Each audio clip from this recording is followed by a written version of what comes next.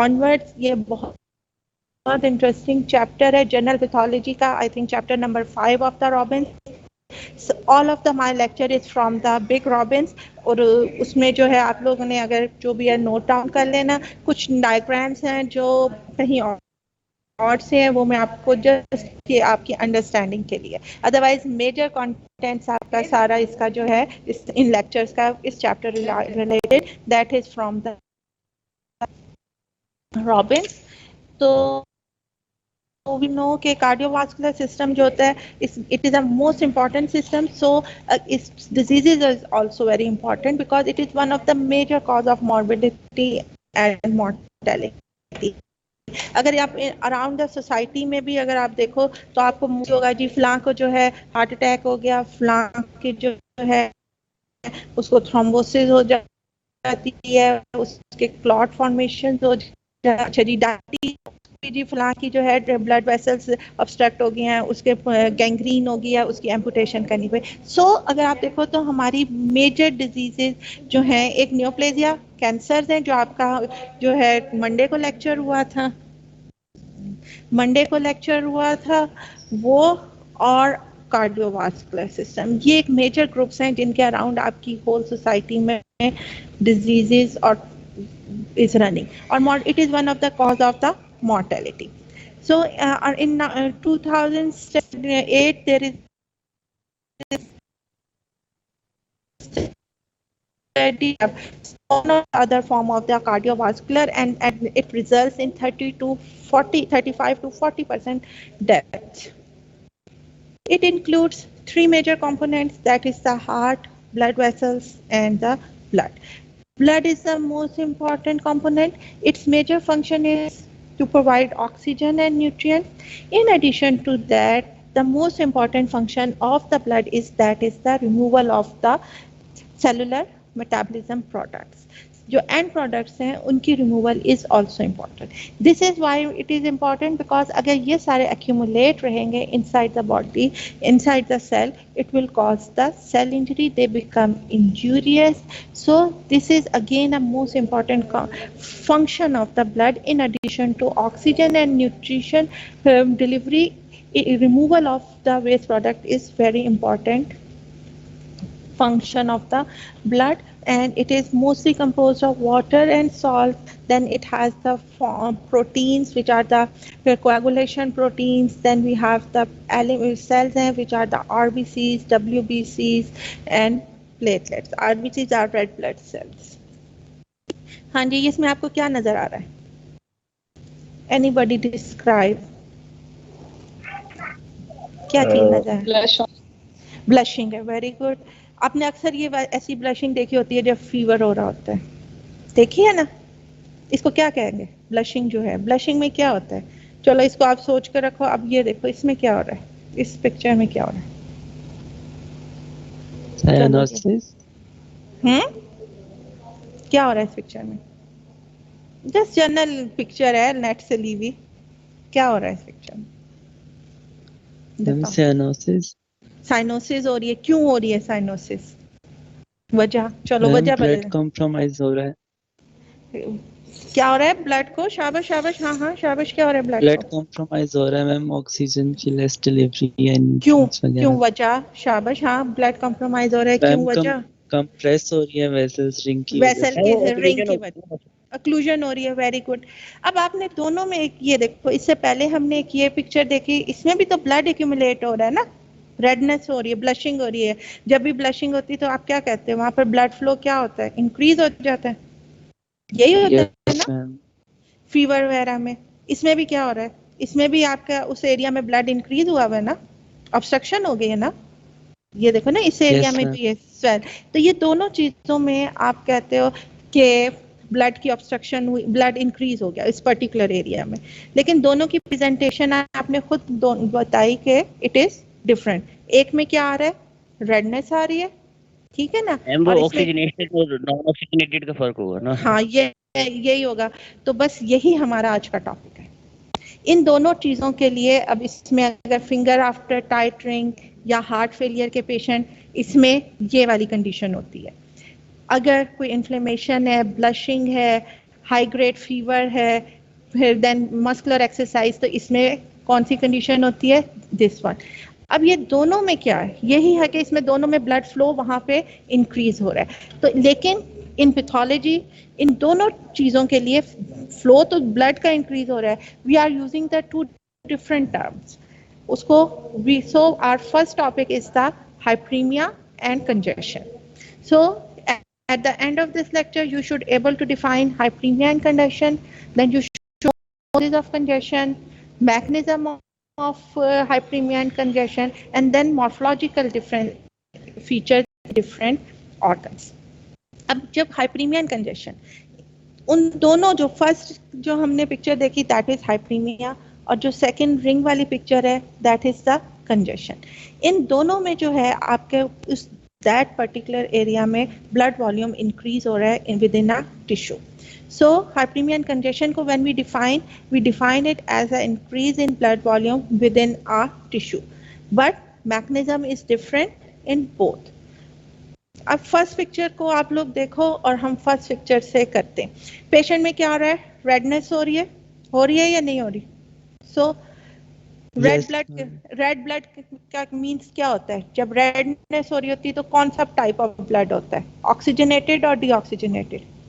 Oxygenated में। सो इन इस picture में there is a in hyperaemia, this is a picture of hyperaemia, ठीक है। इसमें पेशेंट में रेडनेस हो रही है, इंक्रीज ब्लड फ्लो है और वो ऑक्सीजनेटेड ब्लड है। कौन से वाले ब्लड में ऑक्सीजन होती है, कौन सी वेसल में, वेन्स में, आर्टरीज में, आर्ट्रियोल्स में, किस में होता है ब्लड ऑक्सीजनेटेड ब्लड? आर्टरीज में। वेन्स में तो नहीं होता ना ऑक्सीजनेटेड, ठीक है ना? तो फिर इसका मतलब हुआ कि इस पेशेंट में जो रेडनेस हो रही है ऑक्सीजनेटेड ब्लड है, एंड दैट इज के जो भी कोई इसको यहाँ पे इंक्रीज फ्लो हुआ है वो कौन से एंड के ऊपर हुआ है, आर्टीरियोलर एंड के ऊपर, क्योंकि हमारे यहाँ we have the oxygenated blood, ठीक है। ये क्लियर हो गया? So oxygenated blood, so hyperaemia में क्या होता है कि एक्टिव प्रोसेस होता है, ठीक है ना, एक्टिव प्रोसेस होगा, आर्टीरियोलर डायलेटेशन होगी, इंक्रीज ब्लड फ्लो दोनों में होता है। Then we have the inflammation, यानी कि वहां पे इन्फ्लेमेटरी सेल, ये जो आपने WBC पढ़े, लिम्फोसाइट, प्लाज्मा, इओसिनोफिल, न्यूट्रोफिल्स, ये होते हैं, these are the inflammatory cell. ये इन्फ्लेमेटरी सेल जब भी कोई बॉडी में कोई भी इंजूरियस रिस्पॉन्स होता है, इन्फेक्शन इज नॉट नेसेसरी, कोई भी बॉडी में कोई रिस्पॉन्स होता है, आपको कोई इंजरी होती है, आप ये देखते हो कि आपको इवन कोई कट भी लगता है तो एरिया क्या होता है, रेड होता है, वहां इन्फेक्शन नहीं होती। ये बॉडी का प्रोटेक्टिव मैकेनिज्म है कि कोई भी आपके बॉडी में डैमेज होगा तो वहां पे ये इन्फ्लेमेशन आएगी, और इन्फ्लेमेशन का जो है एक होल प्रोसेस होता है कि जिसमें सबसे पहले आपके वेसल डायलेट होते हैं, फिर वहां से जो है इनसाइड द ब्लड वेसल जो सेल्स हैं न्यूट्रोफिल्स ये मूव आउट करते हैं, वो पर्टिकुलर एरिया के ऊपर जाके जहां भी इंजरी हो रही होती है उस जगह पे जाके फिर उस कोई भी जो भी कॉज ऑफ इंजरी है उसको रिमूव करते हैं। इसलिए इन्फ्लेमेशन इज नॉट नेसेसरी कि आप कहें कि सिर्फ इन्फेक्शन में होती है। आपको कोई भी जरा सी भी कोई चोट लगती है, कोई आपको कट लगता है तो वहां पे एरिया रेड होता है, पेन होता है, that is due to the inflammation. Inflammation जो है एक पूरा मेजर आपका टॉपिक है, एग्जाम टॉपिक मेजर है, इसमें से आपके मैक्सिमम MCQs और SCQs आते हैं। ये टॉपिक आपको जो है इन्फ्लेमेशन का चैप्टर नंबर में 3 और रिपेयर 7 इसके होती है कि इन्फ्लेमेशन होती है, फिर बॉडी जो है उसके बाद जो है उसको हील अप करती है।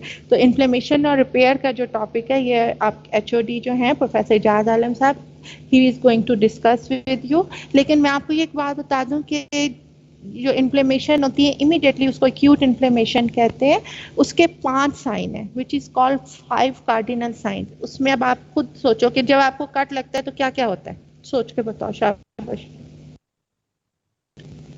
क्या होता है जब कोई कट लगता है तो क्या होता है? जो कट की बात करें, मैं इन्फेक्शन, रेडनेस होती है, इन्फ्लेमेशन होती है बेटा, इन्फ्लेमेशन की साइन, रेडनेस समझो ब्लीडिंग नहीं हो रही है, अभी हम मतलब उसको ऐसा कट नहीं था कि वेसल ब्रेक डाउन हुआ है, रेडनेस होती है और पेन होती है मैम।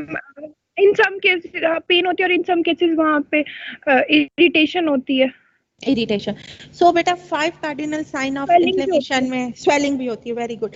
सो 5 कार्डिनल साइंस में क्या आ जाते हैं, रेडनेस, पेन, स्वेलिंग, फिर जब इंक्रीज, देखो रेडनेस है तो टेम्परेचर क्या होगा, इंक्रीज हो जाएगा ना, जहां कहीं भी रेड होता है इंक्रीज फ्लो होता Yes, है, ma'am.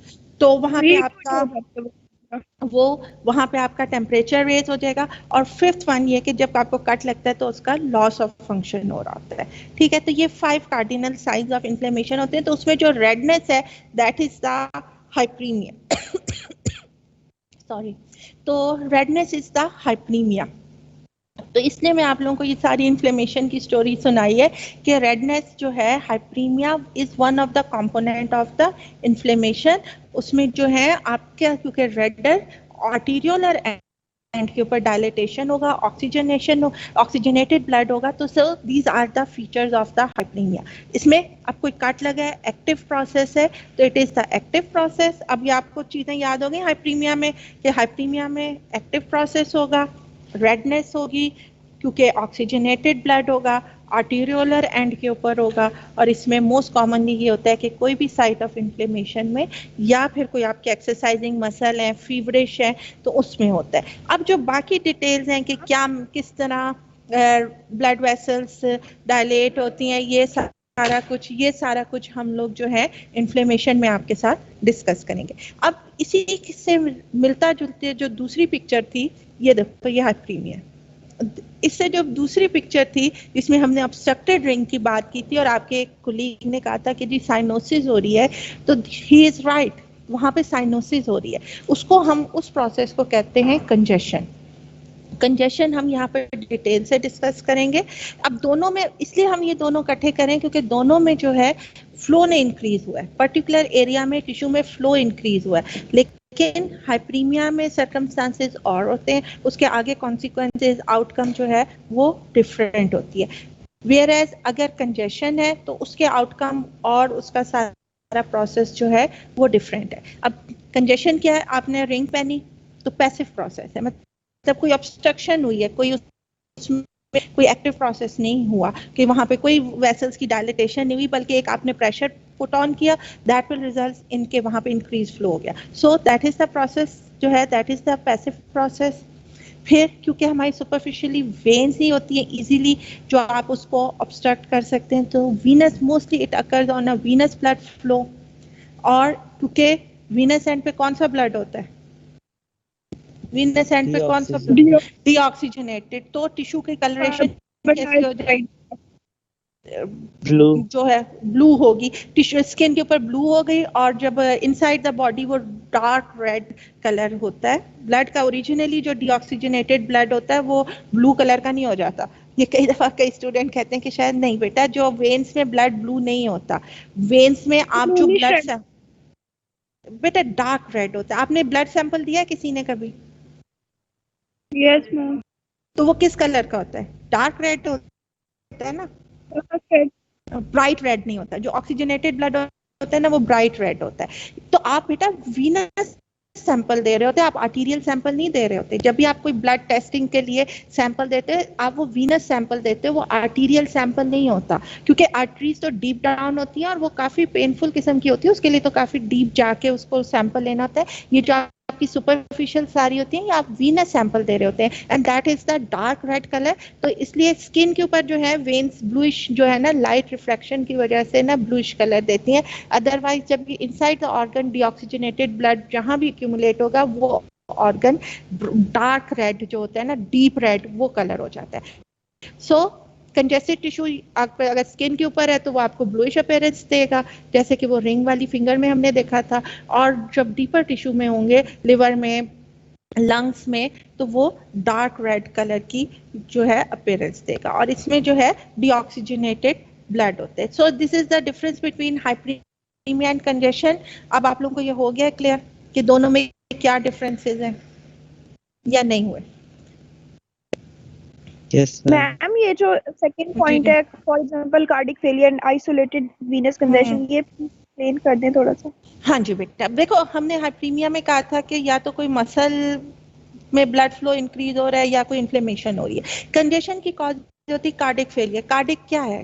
Heart is our pump. जब पंप फंक्शनिंग नहीं सही होगा तो क्या होगा? देखो आपका राइट साइड का हार्ट पंप करता है, अभी आप लोग एनाटमी फिजियोलॉजी हम मुझसे ज्यादा अच्छी, हार्ट पंप करता है तो क्या करता है, ब्लड को ब्लड आपकी ब्लड वेन में बॉडी वीना के बॉडी से इकट्ठा करके आपके लंग्स में देता है फॉर द ऑक्सीजनेशन, यही करता है ना। Yes this ma'am. इज, तो अब जब हार्ट फेलियर हो जाएगा तो क्या होगा, जब पंपिंग एक्शन नहीं होगी, पंपिंग फोर्स नहीं आएगी, तो आपकी जो वीना केवा है और या नीचे और भी आपके जो सारी वेन्स हैं उनमें ब्लड क्या होगा, एक्यूमुलेट होगा। ठीक है, इसलिए हार्ट फेलियर के पेशेंट में कंजेशन होती है। ठीक है बेटा, आपका ब्लड वहां पे Yes, ma'am. एक्यूमुलेट रहेगा, तो इसलिए कहा कि कार्डिक फेलियर या आइसोलेटेड वीनस कंजेशन से मतलब ये कि अभी जो मैंने आपको रिंग की एग्जांपल के वहां पर्टिकुलर एक लोकलाइज एरिया में रिंग की वजह से आपकी वेन्स जो है वो क्या हुई, ऑब्स्ट्रक्ट हुई ना, टाइट रिंग Yes, ma'am. रहती, तो उसकी वजह से जब पर्टिकुलर एरिया की, एक लोकलाइज एरिया की, आइसोलेटेड एरिया की वेन की ऑब्स्ट्रक्शन होगी तो वो भी जो है कंजेशन है। अब आप इस तस्वीर को दोबारा आप देख लो, ये this is the picture of जो आप कह लो सुपरफिशियल कंजेशन के, इसमें यहाँ पे रिंग की वजह से आपकी वेन जो थी वो ऑब्स्ट्रक्ट हुई। अब देखो ना, टिप से ही मूव करेगा ना आपकी बॉडी में, आप देखो वेन का फ्लो कहाँ होगा, from finger tips towards heart, यही होता है ना। तो जब यहाँ पे ऑब्स्ट्रक्शन होगी तो आपके यहाँ से, इसका मतलब है कि यहाँ से वीनस फ्लो हो रहा है, नहीं हो रहा ना बाहर, अब इधर आ रहा, वेन्स नहीं लेके जा रही ना, तो यहाँ पे ये सारा क्या हो रहा है, आपकी वेन्स में ऑब्स्ट्रक्शन यहाँ हुई है, इसकी वजह से ये सारी एक्यूमुलेशन हो गई। ठीक है ना, आगे आपको समझ आता है। और दिस इज कॉल्ड कंजेशन, ये कंजेशन हो रही क्योंकि एक लोकलाइज पैसिव, यहाँ पे कोई एक्टिव इंजरी नहीं हुई ना, ना कोई इंजरी है ना कुछ है, एक चीज ने प्रेशर दिया जिसकी वजह से आपकी वेन ऑब्स्ट्रक्ट हुई। आपने देखा होगा कि आप अगर कोई ब्लड सैंपल देते हैं तो वो क्या करते हैं, पहले टॉनिके लगाते हैं, देखा है कभी आप लोग लैब्स में गया, टॉनिके लगाते हैं, उससे क्या होता है कि वो आउटफ्लो को रोकते हैं, जिसकी वजह से वेन्स प्रोमिनेंट होती हैं क्योंकि उसमें फ्लो ऑब्स्ट्रक्ट हो रहा होता है। फिर वहां से सैंपल लेते हैं, जैसे ही वो ब्लड सैंपल ड्रॉ करना शुरू करते हैं वो आपका टॉनिक को रिलीज कर देते हैं एक हाथ से फौरन। वजह क्या होती है, ताकि आपके वहां पे कंजेशन ना हो। आगे समझ बेटा, Yes, क्लियर ma'am. हो? Thank you so much. नहीं बेटा, आप लोग क्वेश्चन पूछोगे तो मुझे भी रिस्पांस मिलेगा, आप पूछते जाओ जहां आपको समझना आए। ठीक है, अब ये दो हमने टर्मिनोलॉजीज कर ली जिनका मैकेनिज्म तो सेम था, मतलब मैकेनिज्म नहीं मतलब डेफिनेशन तो सेम थी कि there is increase in blood flow in a tissue, but उनके मैकेनिज्म जो थे दैट इज डिफरेंट। अब अगर क्रॉनिक कंजेशन, अब हम हाइपरीमिया को छोड़ देंगे क्योंकि वो इन्फ्लेमेशन में है, इन्फ्लेमेशन में उसकी आप सारे आउटकम वो सारा हम करेंगे। Now we are now just concentrate on a congestion जो हमारा आज मतलब मेजर टॉपिक ऑफ हीमोडायनेमिक्स है, क्योंकि आगे हमारी सारी जो लेक्चर्स है ना, कमिंग लेक्चर्स, बेटा इस चैप्टर को ना मैं कहती हूँ एक बिल्डिंग है जो हम नीचे बेस से स्टार्ट करते हैं, आहिस्ता आहिस्ता हम उसकी वॉल्स करते हैं, फिर हम आखिर में उसकी छत बना देते हैं। ये जस्ट हम उसकी बेस से फाउंडेशन से स्टार्ट करते हैं, तो आप लोग इसको साथ साथ करोगे तो आपके लिए आगे टॉपिक्स करना आसान है। यही कंजेशन अब आपको नेक्स्ट टॉपिक में, इस तरह हम इसको बड़ा सिस्टमिक वे में ये चलता है टॉपिक, आप करोगे अच्छा भी लगेगा आपको। सो अब हम कंजेशन पे रहते हैं, अगर एक कंजेशन लॉन्ग स्टैंडिंग है, आपकी वो रिंग पक्की वहां रह गई है, फिर क्या होगा बेटा? Ma'am, fibrosis. इस्कीमिया हो जाएगा। हाँ इस्कीमिया होगा, वेरी गुड, क्योंकि वहां पे फ्लो सारा रुका हुआ है आपका, वहां पे वही डीऑक्सीजनेटेड ब्लड पड़ा हुआ है, ठीक है ना, इस्कीमिया होगा। और जब बॉडी के वहां पे नहीं होगा तो जिसकी वजह से उस टिश्यू को वहां पे ऑक्सीजन नहीं मिलेगी, न्यूट्रिएंट्स नहीं मिलेगी, यही सब कुछ होगा। और आपके मेटाबोलाइट्स वहां पे जो आपके वहां पे जो भी वेस्ट प्रोडक्ट्स इकट्ठे होंगे एनारोबिक ग्लाइकोलाइसिस से जो भी वो वहां इकट्ठे होते जाएंगे, यही सारा कुछ होगा।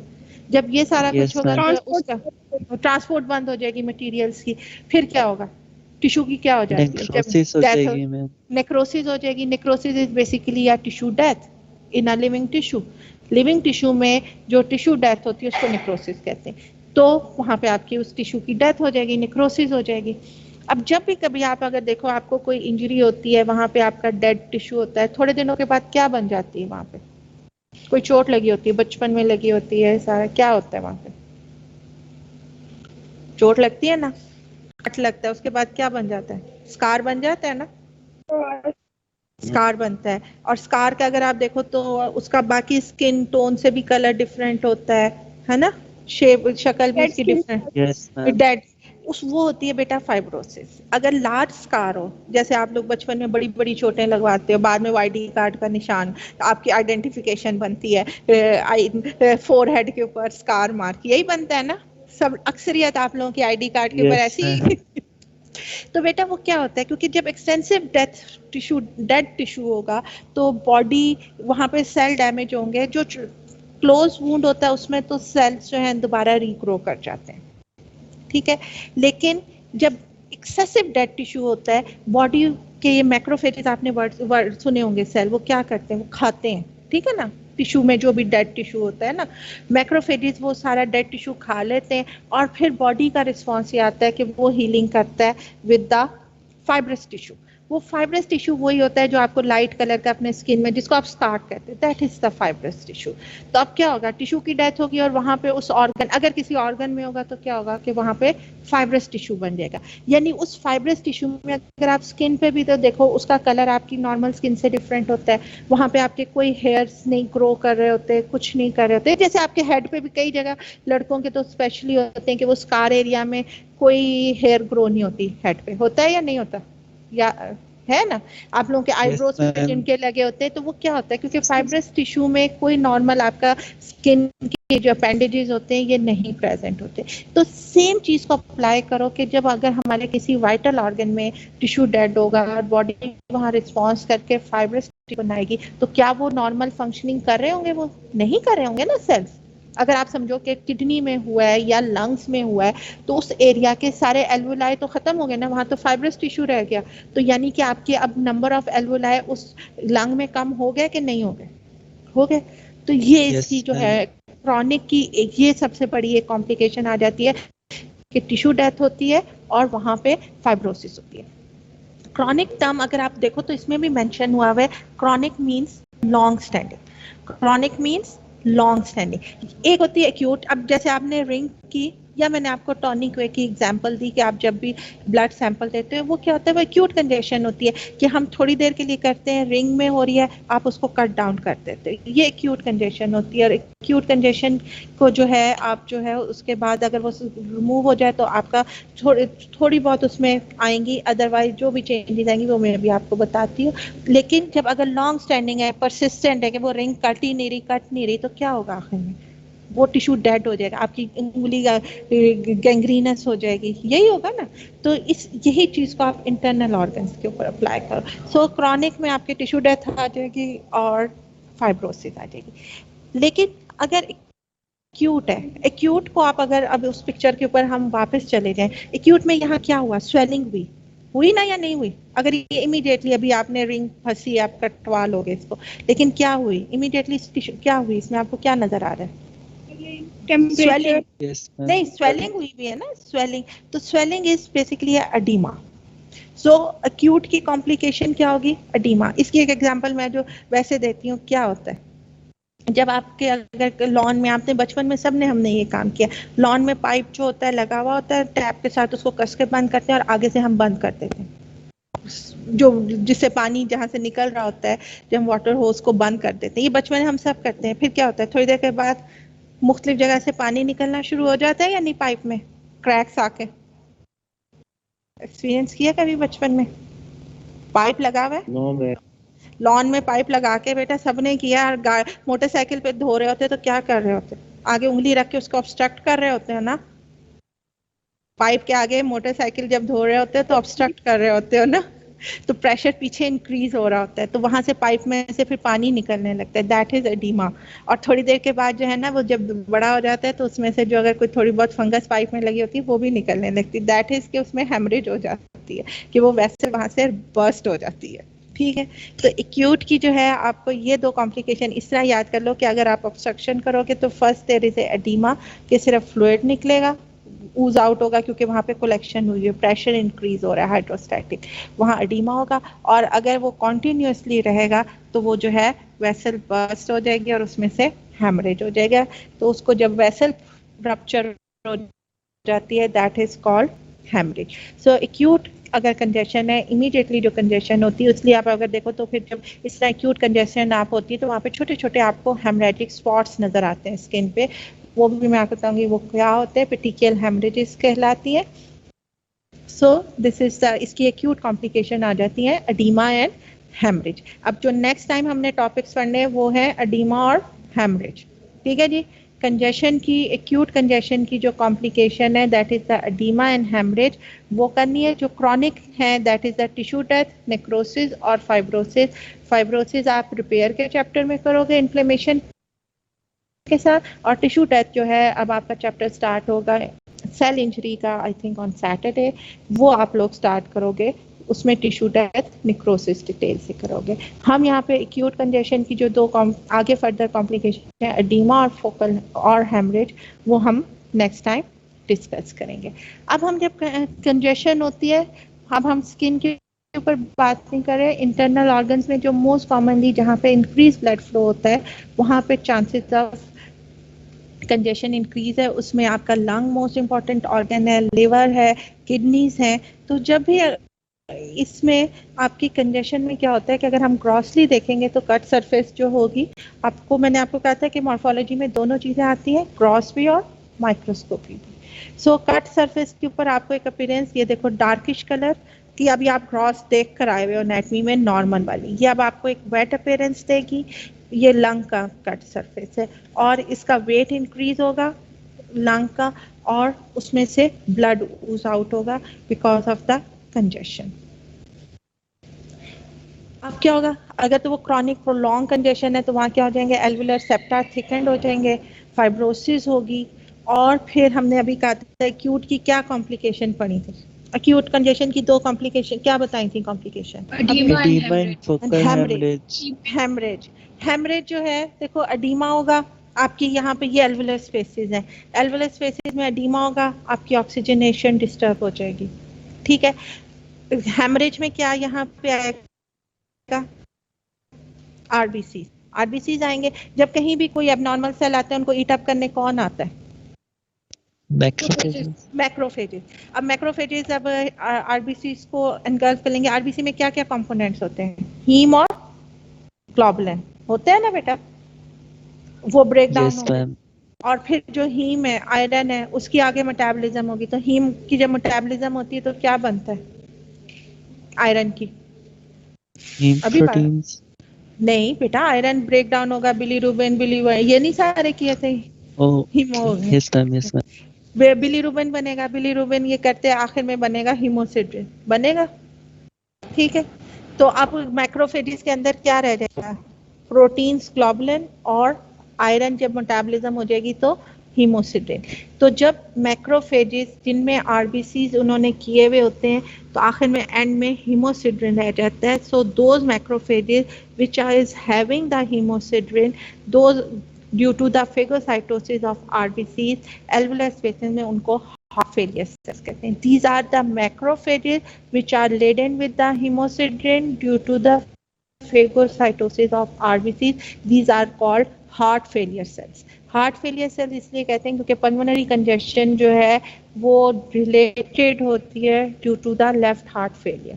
लेफ्ट हार्ट फेलियर होगा तो पल्मोनरी कंजेशन होगी, क्योंकि उसका आउटफ्लो पंप हमारा खराब हो जाएगा तो सारी कंजेशन हो रही होगी। So that is the pulmonary congestion. और इसमें ये मैक्रोफेजेस जो होंगे उनमें जब आरबीसीज होगी ब्रेक डाउन होगी तो हीमोसिड्रिन होगा, और ये हीमोसिड्रिन गोल्डन कलर देता है। ये देखो इस तरह बेटा, ये आपके एल्वुलर सेप्टा थिकन हो जाएंगे एल्वुलाई के, और ये जो मैक्रोफेजेस जिन्होंने आरबीसीज खाए हुए होते हैं वो फिर ब्रेक डाउन होकर हीमोसिड्रिन बनता है, इनको हार्ट फेलियर सेल्स कहते हैं। इसी तरह एल्वुलर स्पेसेस में आपको आरबीसीज मिलेंगे, फ्लूइड मिलेगा। दीज आर द हीमो, ये आपको गोल्ड, ये मैक्रोफेजेस हैं, दीज आर ऑल मैक्रोफेजेस। इनमें ये एल्वुलर स्पेसीज हैं, ये सारे मैक्रोफेजेस हैं एल्वुलर स्पेसीज में विच हैज अनगल्फ्ड द आरबीसीज, और फिर आरबीसी जब ब्रेक डाउन होकर हीमोसिड्रिन बनेगा तो this is called hemosiderin laden macrophages, और इनको हार्ट फेलियर सेल्स कहते हैं। इसी तरह जब लिवर में होगा तो मोस्टली उसकी सेंट्रल वेन और साइनोसाइड्स का एरिया में जो है डिस्टेंडेड हो जाएगा, सेंट्रल पोर्शन में जो है निक्रोसिस हो जाएगी, सराउंडिंग एरिया में जो है हेपेटोसाइट की ऑक्सीजनेशन बेटर होगी क्योंकि डुअल सप्लाई होती है थ्रू द हेपेटिक आर्टेरियोल्स। बेटा ये देखो यहाँ पे, ये देखो इस एरिया में जो सेंट्रल वेन का आपका एरिया, उस एरिया में तो जो है ना, इस सेंट्रल वेन के एरिया में इसमें यहाँ पे कंजेशन होगी, ये वाला एरिया में सेल्स जो हैं वो क्या हो जाएंगे, निक्रोज हो जाएंगे, डेथ हो जाएगी due to if there is a congestion, chronic congestion. जो पेरिफेरी में सेल्स होंगे उनको ये हेपेटिक आर्टरी से, जो ये आपका पोर्टल ट्रायड में होते हैं, उससे भी सप्लाई हो रही होती है। इस एरिया में डुअल सप्लाई हो रही होती है, यानी दोनों साइड से सप्लाई होती है, हेपेटिक, पोर्टल वेन, ये सारी आपकी सप्लाई होगी इस पोर्टल ट्रायड से। तो दैट्स वाई यहाँ पे आपकी जो है निक्रोसिस नहीं होगी, यहाँ पे आपकी टिश्यू डेथ नहीं होगी। अब इसके रिएक्शन में क्या होता है कि यहाँ पे लिवर को जब भी कोई इंजरी होती है वो एक्यूमुलेशन कर रहा होता है कि इसमें फिर फैट एक्यूमुलेशन होती है, उसको फैटी चेंज कहते हैं। लेकिन जो एरिया कंजेस्टेड होगा उसमें जो है आपके जो है वहाँ पे टिश्यू डेथ हो जाएगी। लेकिन साथ में मैंने आपको बता दिया कि कुछ लॉब्यूल्स होंगे जो नॉर्मल साइज के होंगे और उसमें फैटी चेंज होगी, वो लाइट कलर देंगे। इसलिए ग्रॉस अपीयरेंस जब chronic passive congestion of liver की, उसको नटमेग कहते हैं कि आपको इसमें ना, और नटमेग पता है क्या होता है? मैं लिवर की बात नहीं की, सिर्फ नटमेग की बात है। पता है किसी को नटमेग क्या होता है? एनीवन, नटमेग किसे कहते हैं? ये गूगल देखा कर है ले कभी? मैम। हाँ, गूगल करके बताओ क्या होता है नटमेग। शाबाश, ये मैंने तस्वीर भी लगा दी, करो शाबाश करके बताओ व्हाट इज नटमेग, शाबाश। जायफल या जवतरी में से कोई चीज होती है। हाँ हाँ बेटा, पहला वाला वर्ड क्या बोला था? जायफल। जायफल बेटा, राइट, जायफल होती है। वैसे आप इस तरह की ना लाइंस उसमें भी देखोगे, छालिया में भी होती है थोड़ी बहुत, ठीक है ना, जो बीटल होता है, बीटल नट। लेकिन जो ये वाली अपीयरेंस है ये जायफल कहलाता है। नटमेग इसे इसका अरोमा बहुत अच्छा होता है। अक्सर आप लोग मुख्तलिफ स्वीट डिशेज वगैरह पे, खासतौर पे पुडिंग्स वगैरह के ऊपर तो बहुत ज़्यादा कुक्स यूज़ करते हैं ये जायफल। ये ऊपर इसका शेल होता है, शेल के अंदर ये नट होता है, उसको जब ब्रेक करें ना तो ये इस तरह की अपीयरेंस होती है। इसी तरह की अपीयरेंस जब chronic passive congestion of liver होती है ना, तो उसको जो है ये अपीयरेंस आ रही होती है कि ये जो डार्कर एरिया होते हैं वो कंजेस्टेड एरिया होते हैं, और ये जो लाइटर एरिया होते हैं वो नॉर्मल होते हैं। और इसमें क्योंकि फैटी चेंज होती है, क्लियर सेल होते हैं, तो वो लाइटर अपीयरेंस देते हैं। तो इस अपीयरेंस, इस तरह की अपीयरेंस होती है। इसलिए क्रॉनिक पैसिव कंजेशन में जो अपीयरेंस होती है ना लिवर की, उसको कहते हैं दिस इज नटमेग अपीयरेंस। ये मतलब कोई ऐसी टर्म नहीं है, ये आपको रॉबिन्स में मिलेगी जहाँ, बल्कि आपको कई दफ़ा आपको कहीं आप पढ़ोगे तो वो यही होगी कि लिवर क्रॉनिक पैसिव कंजेशन में आपको एक्सप्लेनेशन नहीं होगी, वो होगा जी liver is giving a nutmeg appearance.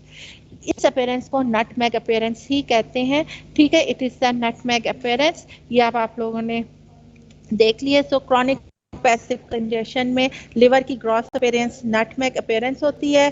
Again इसमें जो है वही हो गई, निक्रोसिस होगी, हेमरेज होगी। जब हेमरेज होगी तो वहाँ पे हीमोसिड्रिन लेडेन मैक्रोफेजेस एक्सटेंसिवली, इस तरह ये देखो ना, ये एरिया जो सेंट्रल वेन के वहाँ हेमरेज होगी, कंजेशन होगी, टिश्यू डेथ होगी। जो सराउंडिंग नॉर्मल एरिया होगा उसमें ये सेल्स में फैटी चेंज भी होगी, कुछ नॉर्मल होंगे, तो ये एरियाज पेलर अपीयरेंस देंगे। कंजेस्टेड मैंने आपको बता दिया कि डार्क रेड कलर का अपीयरेंस होती है। दैट्स इस एरिया में जो है आपको डार्कर रेडिश लाइंस नजर आएंगी, वैसे ही जैसे अभी हमने नटमेग में देखी।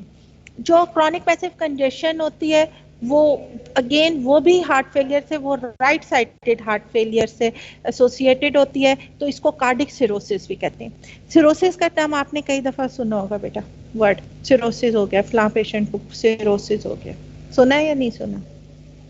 अपने आस पास सोसाइटी नहीं सुना? सुना है मैम। बेटा सुना है ना? तो बेटा एक बात बता दो, सिरोसिस जो है when there is a fibrosis और नोड्यूल्स फॉर्मेशन होते हैं, मतलब सेल डैमेज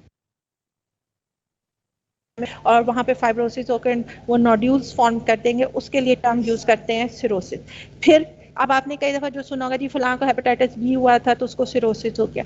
तो बेटा cirrhosis is a general term for the liver condition कि जिसमें उसमें फाइब्रोसिस होगी और नोड्यूल्स फॉर्मेशन होगी। फिर सिरोसिस की ये जो हेपेटाइटिस बी है, या मैं आपको कह रही हूँ कि हार्ट फेलियर में सिरोसिस हो जाता है, ये सब इसकी डिफरेंट एटियोलॉजीज हैं। इसलिए सिरोसिस जनरल टर्म है, वो कोई इटसेल्फ आप नहीं कहोगे कि सिरोसिस मींस कि आपको खुद ही समझ आ जानी चाहिए कि क्या कॉज है, नहीं, आपको सिरोसिस के साथ कॉज भी बतानी होती। तो अब मैंने यहाँ वर्ड यूज किया है कि लिवर में क्या होता है, कार्डिक सिरोसिस, यानी जब when there is a cirrhosis यानी लिवर डैमेज होगा, that is due to the heart failure, कि फाइब्रोसिस उसमें हो रही होगी, तो that is called cardiac cirrhosis. इसी तरह जब हेपेटाइटिस सी से बी से हो रहा होगा, तब भी हम कहेंगे कि जिसको हेपेटाइटिस बी रिलेटेड सिरोसिस हो गया। ठीक है, तो इसलिए सिरोसिस के लिए मैं आपको यही बताएं कि एक जनरल टर्म है, कि उसके साथ फिर आपको उसकी कॉज भी लिखनी पड़ती है कि क्या कॉज है।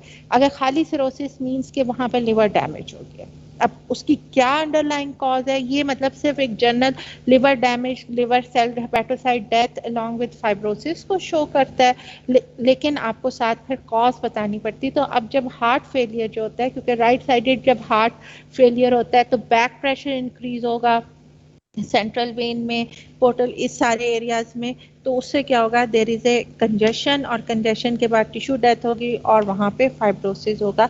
सो लिवर के लिए भी अगेन, लिवर सिरोसिस के लिए, हेपेटिक कंजेशन में again the cause is the heart failure, most important, which is the right sided heart failure. इस तरह ये देखो, ये अगेन वो आपको जस्ट हैंडमेड पिक्चर थी, ये देखो सेंट्रल वेन, यहाँ हेमरेज हुई, ये नॉर्मल टिश्यू एरिया, ये अब आपको ओरिजिनल पिक्चर है, अगर जो आपको माइक्रोस्कोप के नीचे नजर आएगी, ये आपको सेल्स नजर आ रहे हैं,